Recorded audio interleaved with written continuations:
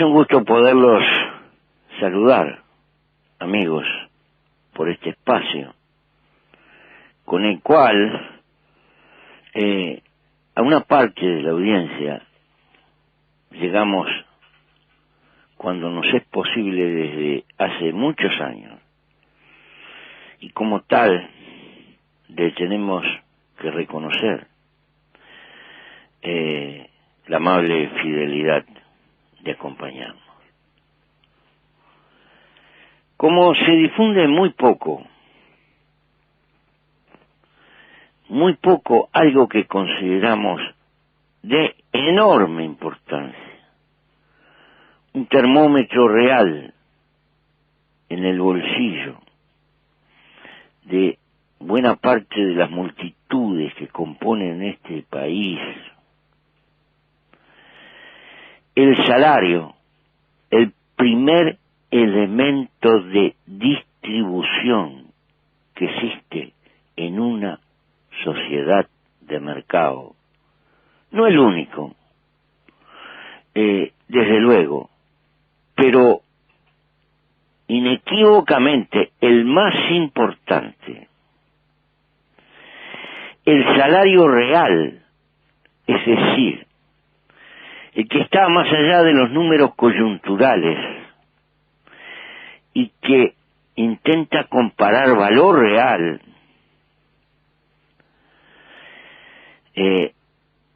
lo sabemos hoy, entre el 2005 y el 2012 ha tenido un incremento, repito, el salario real del 36%.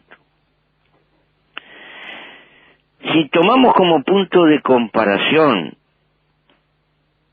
algo mucho más cercano, desde que entró este gobierno a hoy, ese salario real ha aumentado un 7,2%. Pero además,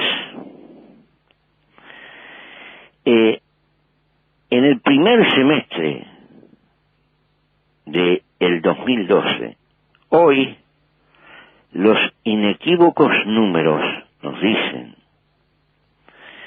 que el salario general del país aumentó en más de un 5%. Si lo comparamos con el mismo periodo del año anterior. Y estas cifras, por más que se quiera discutir, están expresando la realidad más profunda que tiene nuestra sociedad. El incremento del salario real ha permitido que en el año 2010, recién en el año 2010, pudiéramos alcanzar el nivel del salario real que tenía antes de la crisis del 2002. Se nos dispararon casi 8 años de vida y de lucha en el país para poder equiparar lo que habíamos perdido como resultado de la crisis del 2002. Pero aún hay más. Hay bastante más. Recién ahora, queridos oyentes, estamos alcanzando el salario real de fines de 1977. Es decir, todo lo que significó la debacle de la dictadura, que en el fondo, aunque fueron muchísimos los sectores que de una forma u otra pagaron el precio de la dictadura, ningún precio es más medible que aquel que significó la baja del salario real para el conjunto de los trabajadores. Y este hecho habla a las claras de la necesidad de de libertad para, entre otras cosas, que los trabajadores puedan defender el valor de su ingreso, de su salario.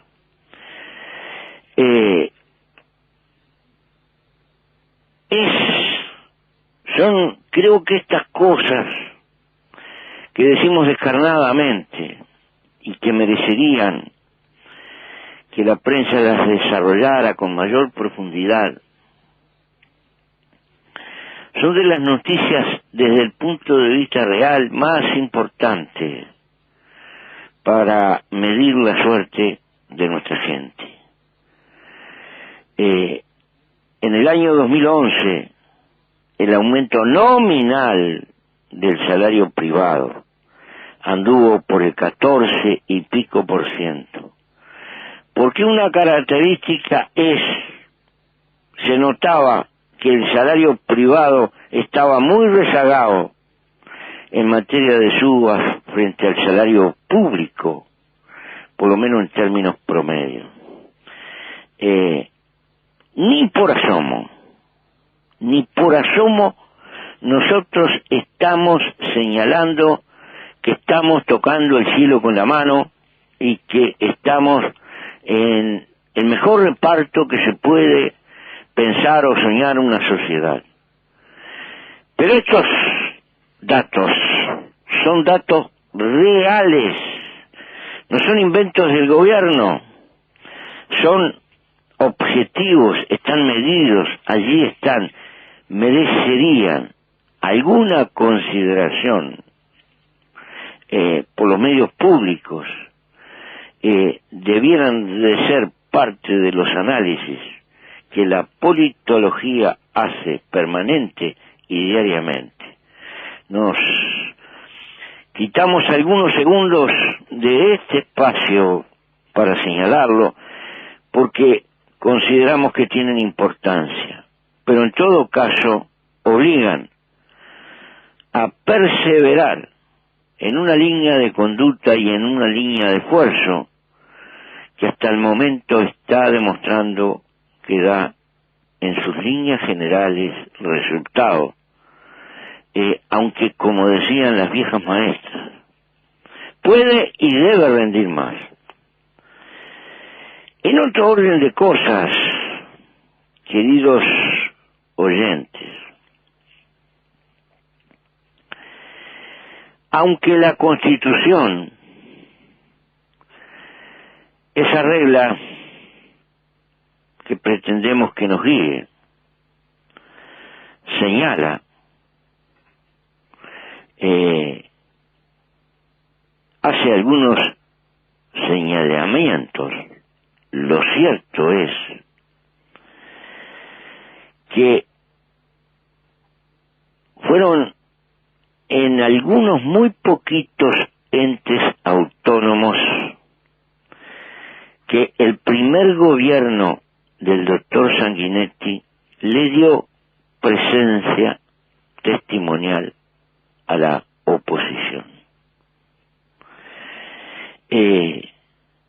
Y eso lo tenemos que recordar, y fue en los años a la salida de la dictadura. Después, el gobierno del doctor Lacalle, el segundo gobierno de Sanguinetti, y el gobierno del doctor Valle, ni siquiera intentaron llamar a la oposición a ocupar algún cargo en forma testimonial. Y por más que se aduzca hoy el derecho constitucional, o una de dos, o no regía la Constitución o estábamos desmemoriados. Pero lo que nos interesa señalar, sí, que cuando asume el doctor Vázquez se discutió mucho y se intentó, y no se pudo lograr un acuerdo básico elemental. Esto significó además que la Corte Electoral y otros organismos que requerían mayorías especiales para su designación permanecieron congelados muchos años sin expresar, sin reflejar en su composición los cambios que se habían dado en las ecuaciones electorales de nuestro país, como hubiera correspondido para cumplir con la Constitución. Fue recién nuestro gobierno que hizo derroches de decidida voluntad política, y sería bueno que se tuviera memoria que se logró dar cabal participación en un montón de lugares a la oposición, como nunca había acontecido en la historia política, por lo menos de los últimos 40 años. Y esto hay que tenerlo claro. Más, creo que nunca se reflejó en la historia política, por lo menos de los últimos 50 años, por parte de ningún gobierno en América Latina. Fue una singularidad del Uruguay, una buscada y deliberada singularidad del Uruguay. Esa voluntad política no pretendía, como algunos dicen hoy, crear políticas de Estado, categoría que nosotros nunca acompañamos y en la cual nunca hemos creído. Creemos sí en políticas nacionales, pero el concepto de política de Estado, en todo caso, es otra historia. No, nunca pretendimos eso. Lo que fueron tres causas fundamentales, la más importante. La primera, que empujó esa voluntad política, era contribuir a crear una imagen de madurez de todo el sistema político visto desde el exterior, una verdadera imagen de garantía en materia de estabilidad política y con ello de estabilidad social a quienes miraran al Uruguay del exterior. ¿Por qué? Porque sencillamente si el talón de Aquiles del Uruguay durante varias décadas había sido la baja inversión, el seguir luchando para aumentar en todo lo posible el tamaño de esa inversión requería una política de atraer. Y esa política de atraer no la podía dimanar, no podía dimanarse de las dimensiones de nuestro mercado. La primera atracción, no la única, pero sí la primera atracción debiera ser estabilidad política y social.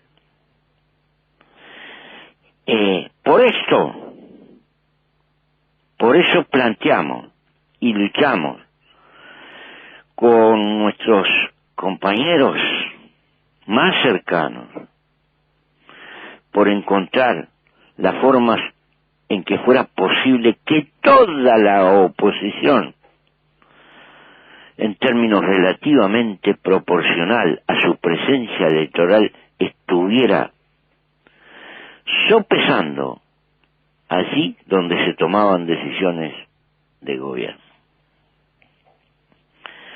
Como segundo factor secundario, perseguíamos el contribuir a afinar los controles. ¿Por qué? Porque es elemental.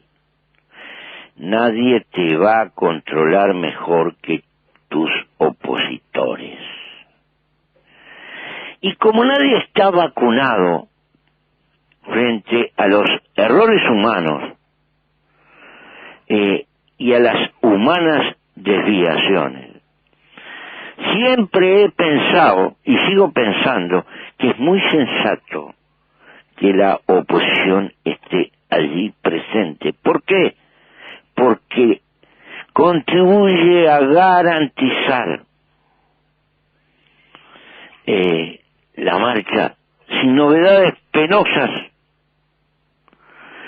para lo que más interesa, los intereses de la nación, que han de estar muy por encima de los intereses del partido y de los intereses de los amigos.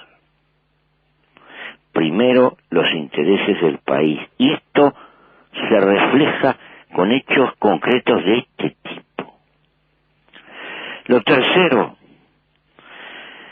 contribuir a construir nosotros, a pesar de tener diferencias políticas, pertenecemos a la nación. Y lo que más siente el conjunto de la gente no son nuestras comunes diatribas, sino nuestros acuerdos para tentar soluciones comunes que empujen al país hacia adelante. Y obviamente que esta actitud da oportunidad formativa en la práctica a los cuadros políticos de los partidos que pueden hoy o mañana rotar en la acción de gobierno. No tenemos ambaje en reconocer que pretendíamos y pretendemos política por lo alto como imagen para la madurez del Uruguay del futuro. Y pensábamos, y seguimos pensando, que esto debiera de transformarse en una rutina tradicional, cualquiera sean los gobiernos que vengan en el futuro. Hemos tenido un doloroso traspié.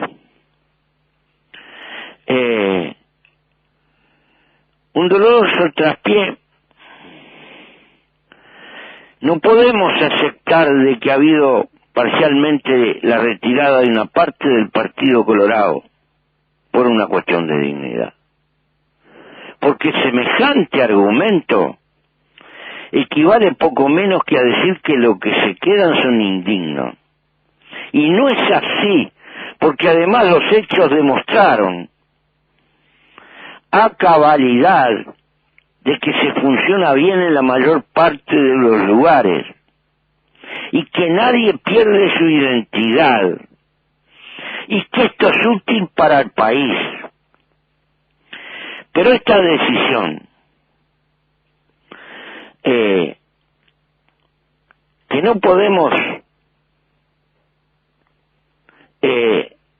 darle crédito al argumento esgrimido por las razones que hemos dicho. Y debería decirse la verdad.